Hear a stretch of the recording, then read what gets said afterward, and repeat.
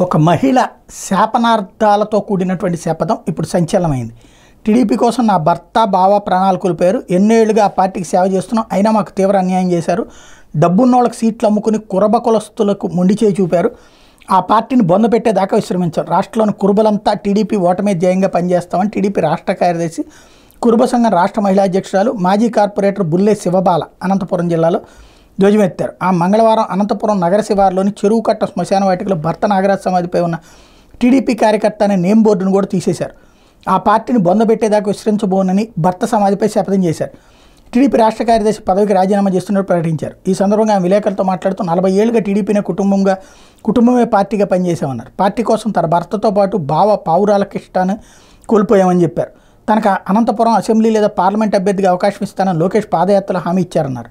అనంతపురం అర్బన్తో కనీస పరిచయం లేని దగ్గుపాటికి సీట్ ఇచ్చిన చంద్రబాబు పార్టీ కోసం కష్టపడిన ప్రభాకర్ చౌదరికి మొండి చేయి చూపారని మండిపడ్డారు. చంద్రబాబు నా వెంట్రుకతో సమానమైన గొమ్మనూరు జయరాంకి గొంతకల్ అభ్యర్థిగా కాంట్రాక్టులు చేసుకునే అమిలినేని సురేంద్రబాబు కళ్యాణదుర్గం అభ్యర్థిగా అవకాశం కల్పించి చాలా ఏళ్లుగా పార్టీని నమ్ముకుని ఉన్న తనలాంటి బీసీలకు అన్యాయం చేశారని ధ్వజమెత్తారు.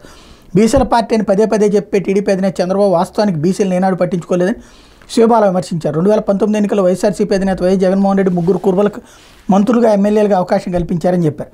వైఎస్ఆర్సీపీతోనే బీసీలకు గుర్తింపు దక్కుతుందంటూ ఇప్పుడు ఆవిడ ఇటు చేరేటట్టుంది. ఇంతవరకు వాళ్ళ భర్త చనిపోయేటప్పుడు కూడా కార్యకర్త అని పెడితే ఇప్పుడు తీసేస్తాం, ఈయన చచ్చిపోయిన తర్వాత ఆయన ఏమైనా చెప్పాడా ఇవికి, కాబట్టి ఇవికి అవకాశం దక్కలేదు కాబట్టి ఈ విధమైన శపథాలు ఇవి మంచి శపథాలా అర్థం కానిది.